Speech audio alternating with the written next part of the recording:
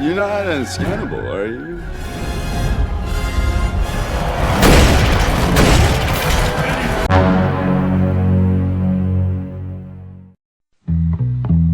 Halo semuanya, kembali lagi bersama saya Jul di Namatin Film. Kali ini saya akan membahas sebuah film yang sangat seru. Film ini berkisah tentang dua orang yang dijadikan subjek dalam sebuah eksperimen militer. Percobaan tersebut membuat keduanya tertidur selama 500 tahun lamanya. Lah kok bisa? Langsung saja kita ke alur filmnya.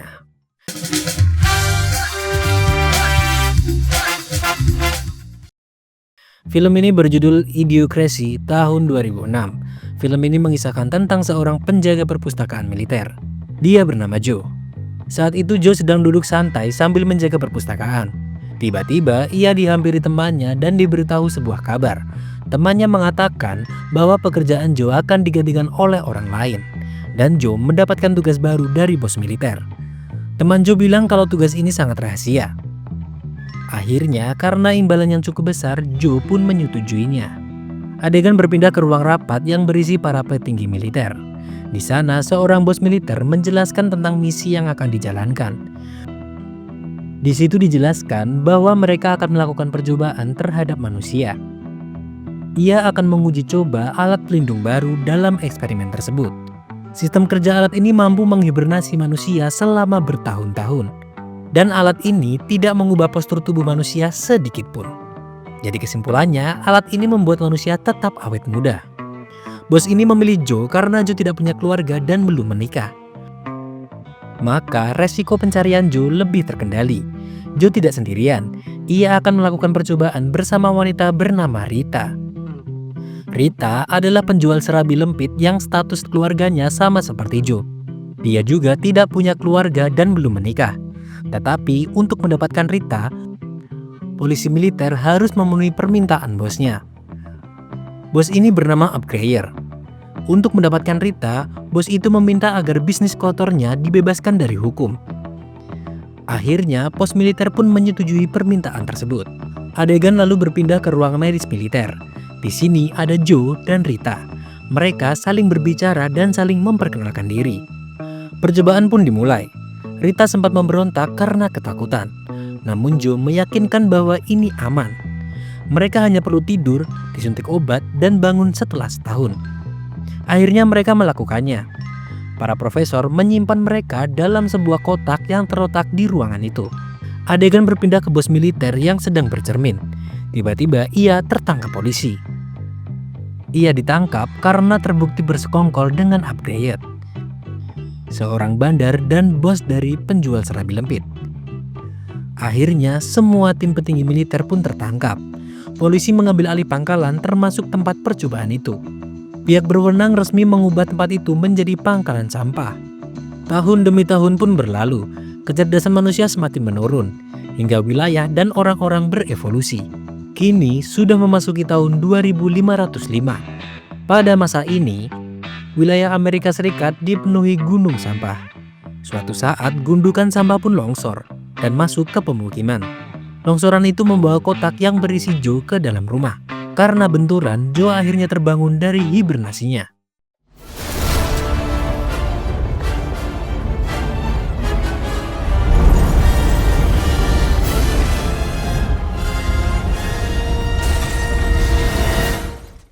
Rumah itu dihuni oleh seseorang bernama Frito.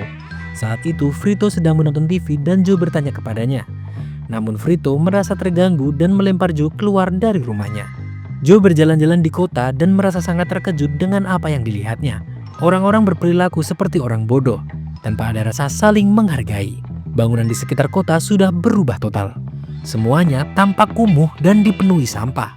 Saat ini Joe sedang menuju rumah sakit untuk memeriksakan diri, karena ia merasa sedang berhalusinasi. Begitu masuk ke rumah sakit, ia cukup terkejut. Tempat yang seharusnya bersih justru sangat tampak kumuh. Namun ia juga melihat bahwa teknologi yang digunakan di sana sangatlah canggih, dengan semua pelayanan yang mengandalkan mesin robot. Meski begitu, Joe merasa orang-orang di sana belum bisa memanfaatkan teknologi itu dengan baik. Joe lalu masuk ke dalam toilet untuk membersihkan mulutnya. Namun ia terkejut saat melihat bahwa yang keluar dari keran bukan air, melainkan minuman berkarbonasi seperti soda. Tentu saja itu bukan hal yang seharusnya digunakan untuk mencuci tangan ataupun berkumur. Joe pun bertanya kepada petugas di sana tentang air biasa, tapi petugas malah tertawa dan menganggapnya aneh. Gangguan jiwa. Di rumah sakit, bukan dokter yang memeriksa pasien, melainkan mesin yang bisa mendeteksi penyakit secara otomatis. Joe merasa ragu dan kurang yakin dengan cara ini. Saat menjalani perawatan, ia sedang melakukan pembayaran untuk biaya perawatan. Di saat itu, matanya tertuju pada sebuah majalah yang menunjukkan tahun 2505. Awalnya ia tidak percaya. Tapi setelah mencocokkannya dengan kalender, ia sangat terkejut karena ternyata sama. Joe kaget dan kemudian menatap kota lewat jendela. Kondisinya sangat kacau dan berantakan tentunya. Pada saat itu, Joe akhirnya sadar bahwa ia telah terjaga selama 500 tahun hibernasi. Perawat lalu bertanya tentang tato di tangannya, yang digunakan sebagai alat identitas dan untuk pembayaran. Namun Joe tidak memiliki tato itu. Tanpa basa-basi, perawat menyalakan alarm darurat dan mulai berteriak. Di tempat itu, orang tanpa tato dianggap sebagai penjahat besar. Akhirnya Joe ditangkap oleh polisi dan dibawa ke pengadilan. No. Okay, this particular individual Discovered that in the future, justice was not only... Saat Joe berada di ruang pengadilan, ia dihina dan dicaci maki. Joe pun menyalahkan semuanya. Namun mereka semua hanya terlihat bodoh dan tidak bisa memahami apa yang ia katakan. Pada akhirnya, Joe dinyatakan sebagai tersangka. Adegan beralih ke Rita. Dia juga baru terbangun dari hibernasinya, dan kini mencari uang dengan merayu serta menipu para pria hidung belang. Rita merasa orang-orang itu begitu mudah dibodohi. Saat sedang menipu seorang pemuda, Rita terkejut ketika melihat uang yang dipegangnya. Uang itu bergambar sangat aneh. Namun Rita tak terlalu mempermasalahkannya dan tetap menggunakannya. Adegan beralih ke Joe yang sedang menjalani proses tato dan pendaftaran identitas. Semua dilakukan dengan menggunakan mesin komputer. Joe pun terkejut karena mesin itu sangat tidak efisien. Setelah itu, Joe dibawa ke ruangan untuk tes IQ. Ketika mulai mengerjakan soal, Joe merasa bahwa pertanyaannya terlalu mudah, seperti soal yang biasa diberikan kepada anak TK. Setelah itu, Joe dibawa ke sel. Namun dalam perjalanan, Joe berhasil menipu petugas dan melarikan diri dengan sangat mudah. Ia kemudian menuju ke rumah Frito. Di sana, Joe mencoba menjelaskan semuanya kepada Frito. Tapi, karena Frito sangat bodoh, ia hanya bengong sambil mendengarkannya.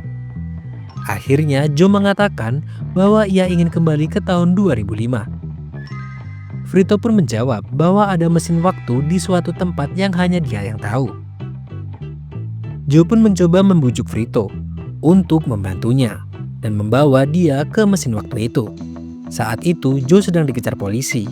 Di tengah pelariannya, ia bertemu dengan Rita dan langsung mengajaknya. Singkat cerita, Joe berhasil lolos dari kejaran polisi. Namun, polisi yang bodoh itu malah menghancurkan mobil Joe hingga terbakar. Setelah itu mereka berjalan kaki menuju mall. Singkat cerita, Joe kembali tertangkap dan kali ini ia dibawa ke istana kepresidenan Amerika Serikat.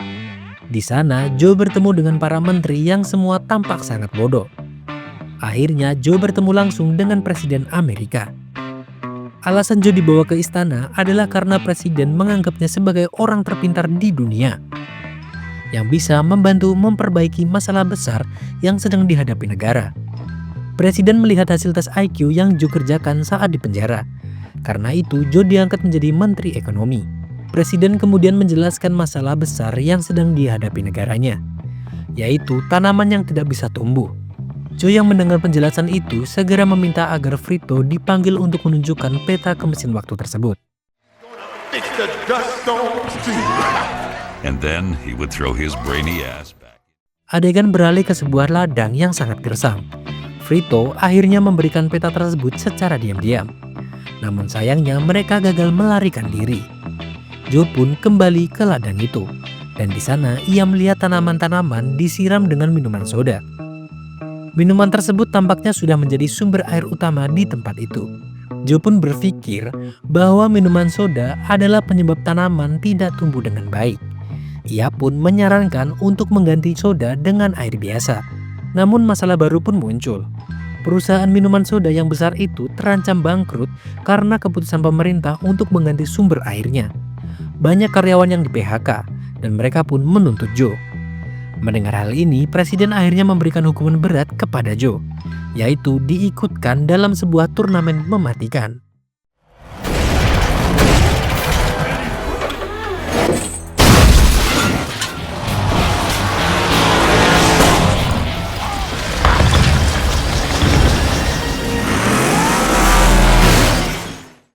Di sisi lain, tanaman akhirnya tumbuh dengan subur. Rita dan Vito segera bergegas menuju lokasi turnamen. Rita mencoba memberitahu presiden tentang keberhasilannya tersebut. Namun presiden tidak percaya. Akhirnya Rita menyewa salah satu kamera yang digunakan untuk merekam turnamen. Dan meminta Vito untuk merekam tanaman yang sudah tumbuh subur itu. Rita segera bertindak cepat dan menyedap layar besar itu. Menggantinya dengan rekaman tanaman yang sudah tumbuh subur. Seketika rekaman itu ditayangkan dan semua orang yang menonton merasa senang dan terkejut. Berkat keberhasilannya, Joe selamat dari kematian. Joe berhasil menyelesaikan masalah besar negara.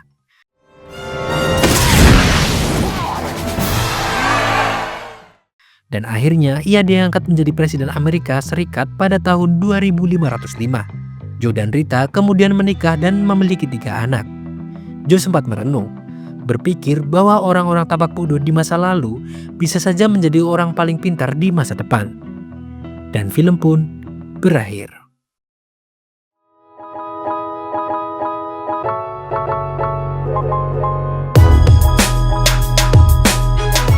Nah, itu tadi film Idiocracy tahun 2000 berapa tadi? Tahun 2006. Menurut saya kalian harus nonton filmnya langsung karena ini cukup menarik untuk ditonton. Dan pesan yang bisa kita ambil dari film ini adalah apa ya? Jangan terlalu melihat masa lalu lah. Berjalanlah ke depan dan hadapi itu. Anjay, kelas min. Saya Julu undur diri dan sampai jumpa. Jangan lupa ini, like, comment, subscribe dan nyalain lonceng. Oke, thank you, bye bye.